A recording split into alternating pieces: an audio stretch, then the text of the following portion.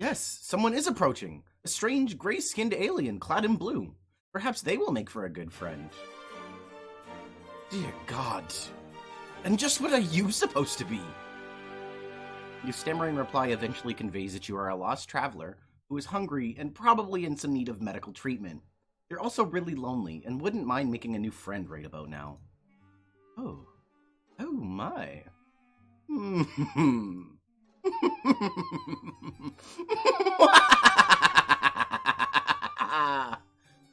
Oh, how very funny this is.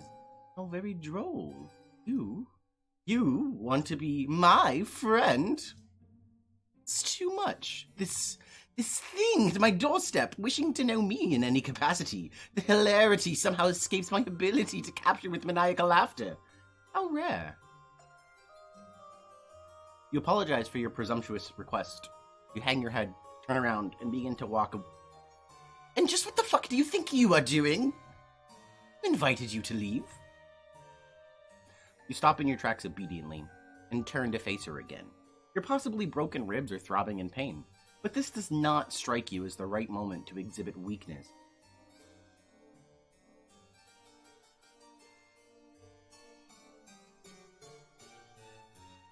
It dawns on me that we may have gotten off on the wrong saunter pod. Where are my manners? Ghastly behavior on my part. After all, it isn't your fault. You seem to be some sort of hideous freak, is it? And such a tragic creature cannot be held responsible for such a devastating shortfall of social competence. I would weep for you, really, except that crying out of three eyes at once gets a bit messy. So instead, I think I'll be saving my tears for someone less offensively worthless. You aren't sure if she's inviting you inside, or if she just got you to stay a little longer so she could insult you some more. You try to remain stoic, while your confrontational new friend decides what to do with you. Unfortunately, you sniffle slightly. Oh my, oh dear, you're sad? So amusing to me. Mildly endearing, even. Perhaps. I'll decide later if it's endearing once I have more information. It's entirely possible I will retroactively decide it's disgusting. But for now, try to put yourself at ease, you completely pitiful fool. Not one more sniffle. Do you understand? You nod, while practicing exemplary control over your nose. You've gotten yourself so agitated. I wonder why. You have nothing to worry about from me. Of course I will be your friend. Conditionally, I mean. There is a chance the designation will be formalized if you behave in ways that I approve of, starting now. Let's call it a friendship in progress. Agreed? Your heart swells. This is what you've been waiting for. A new friend. Oh gosh. All you have to do now is try not to fuck up, or fuck anything up at all, possibly for many hours. Come into my hive. This way, after me. You look like you could use nourishment. I don't know what it is that whatever you are eats, generally. But it doesn't matter. You will eat whatever it is I have on hand if I tell you to. How does that sound? How does it sound? It sounds good. I'll do whatever you say. It sounds fine, I guess. Get the fuck out of my face and never come back!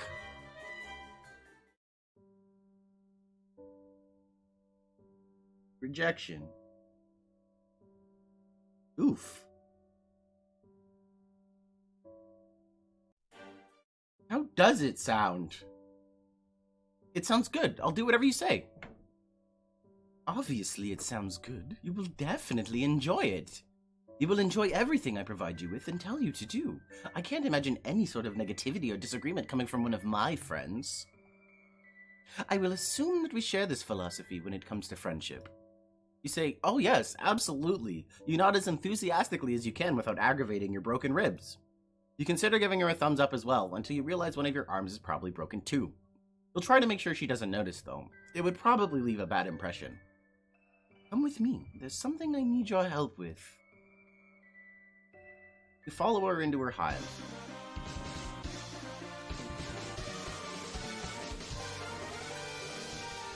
It's a bit gloomy in here. You suppose she's going to fix you something. To eat soon, as promised. Pass through her kitchen and out the other side to another room. Okay, you guessed dinner can wait. This way. Try not to let any of your broken limbs slow you down. A good friend wouldn't allow such trifling physical ailments cause me any inconvenience. Oh, so you guess she does know you're injured. Fair enough. You hobble a little faster, through another door into a much darker room.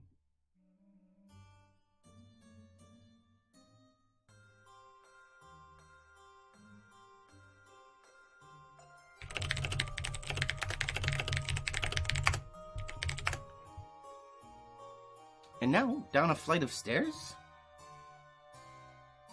It's hard to see.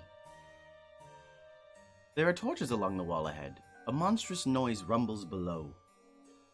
Don't mind her. She's just hungry. She's always hungry, though. What's that? You're hungry, too? I have not forgotten. What sort of piece of shit friend do you take me for? You didn't remind her that you're hungry. You thought it, though. Can she read your mind? You hope not. That's gonna make this friendship in progress a bit awkward. Here we are. This is where you will be most useful to me as a friend.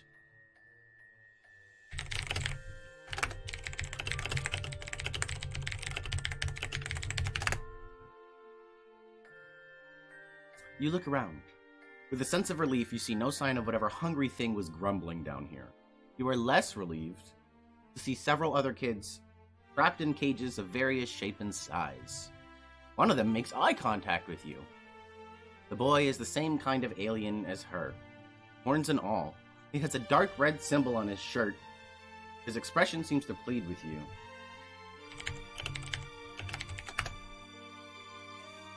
He struggles to say, oh. Your new friend looks unamused and twitches her finger. Hello, he says. Hello, by which I mean hello, of course. Looks like you're the new friend in progress, chosen by the great and beautiful Ardata. She's my savior, my reason for being. I am nothing without her. I'd hollow myself out and let her make a nest inside of me if she'd permit it. You turn away from this boy. You don't want to hear anything he has to say, ever again.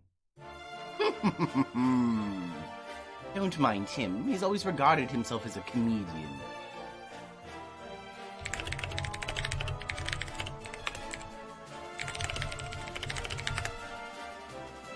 Come, over here. This is what I need your help with, if you're going to have any value to me as a friend. You're led to a dank corner of this, well, you're gonna call it like you see it, this dungeon. Your new friend has a dungeon full of sad, suffering children, and presumably a monster lurking somewhere in here as well. It's not ideal. Then again, social beggars like you can't be choosers. I've been having an awful time with it. You can do it for me. It will save me time. You look at the thing in question. You doubt she's been having an awful time with it.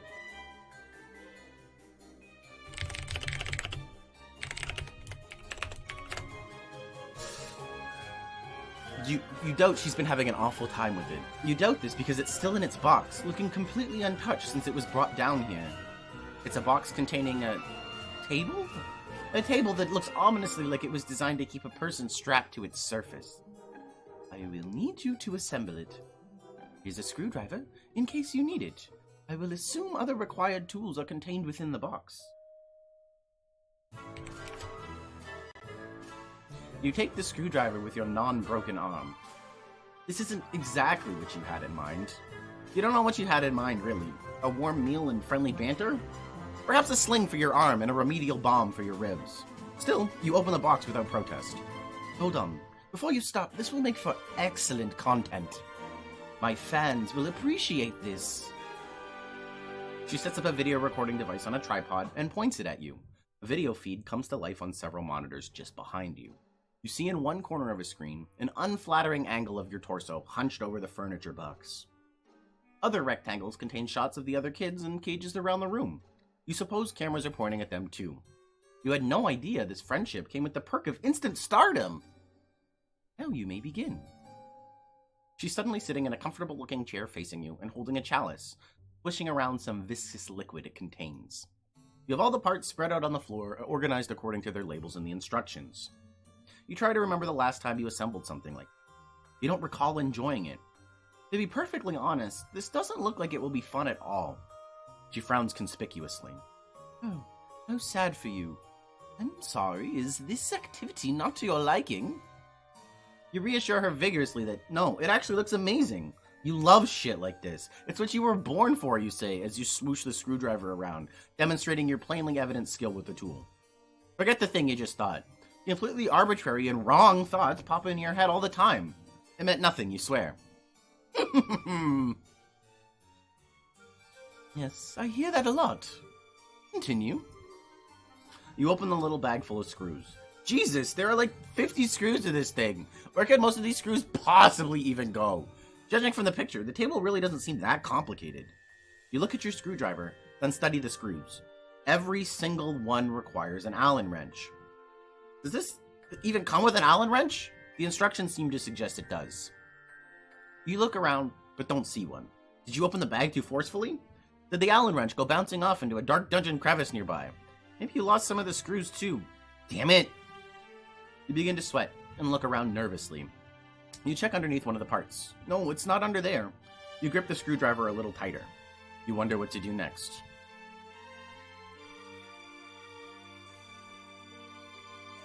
Get the hell out of there? Get the hell out of there. First, you clear your head and try to think innocent thoughts.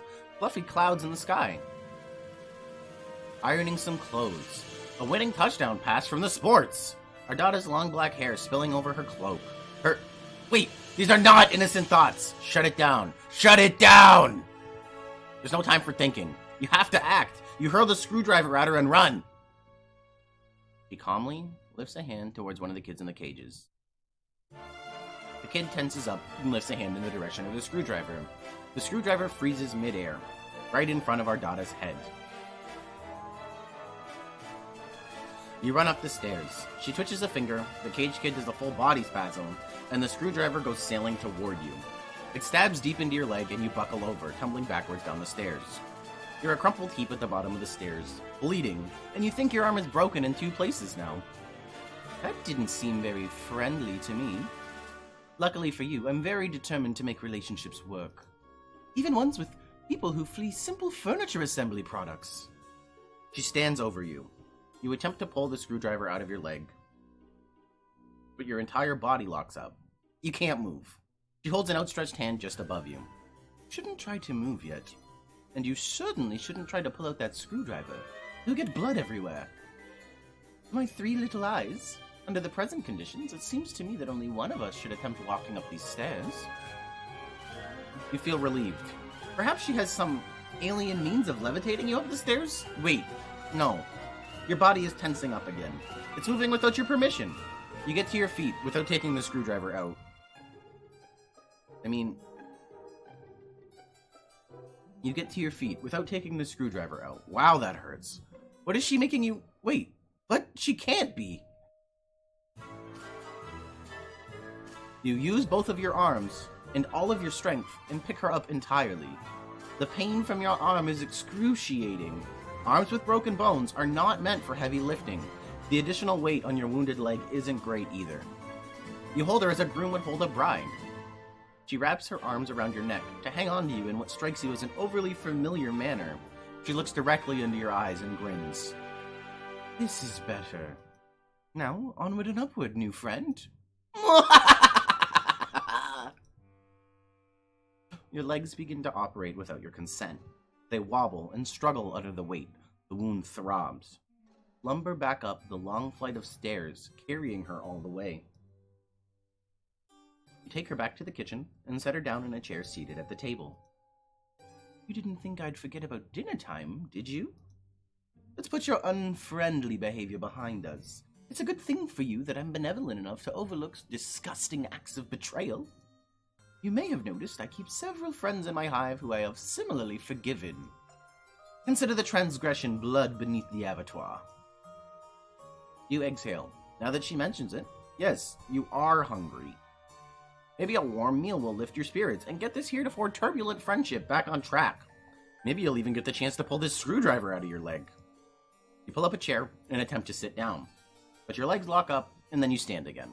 Apparently this was not the right thing to do. Oh, but why are you sitting? There's cooking to be done. You stagger mechanically over to the fridge and open it. You pull out a large hock of some sort of alien mystery meat and put it on the counter. With your broken arm, you reach in anguish for a big, dangling meat cleaver. You chop the hock, wincing with each swing of the cleaver. You place the sliced meat in a frying pan, sear it lightly, and serve it on a plate, very rare. Just the way your new friend likes it.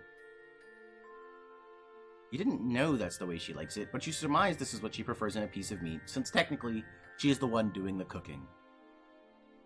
You put it on the table in front of her, along with a fork and knife beside it. Your muscles relax, and as you are apparently allowed to control your own body again.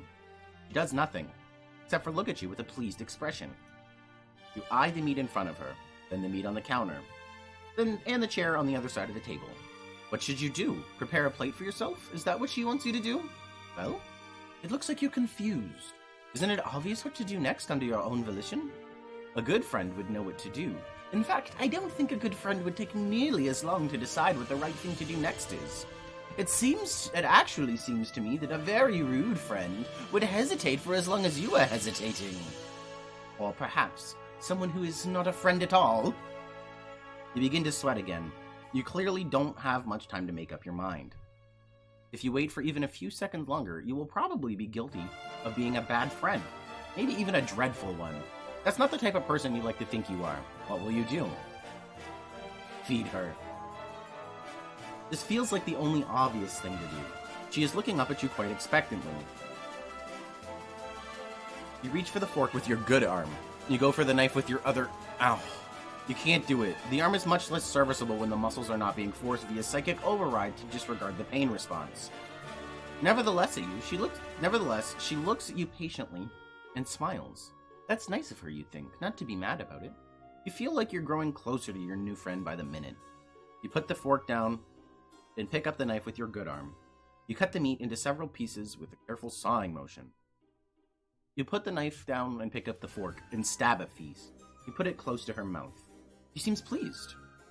Very good. Nice technique. Well-sized morsels, too. She chews the meat with excellent form. She has very good table manners, you think. When she finishes the pieces, you slice off some more and continue. The meat looks very good.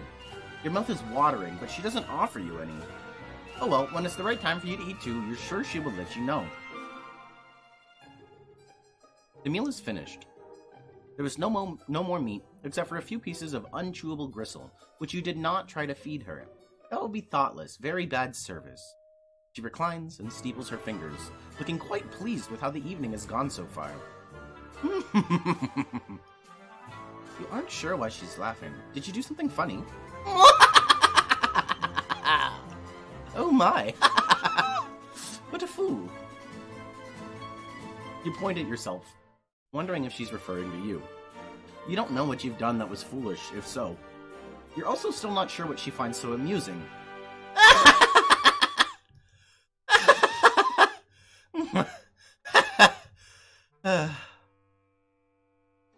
She pauses her laughter for a minute or two, then slowly begins to frown.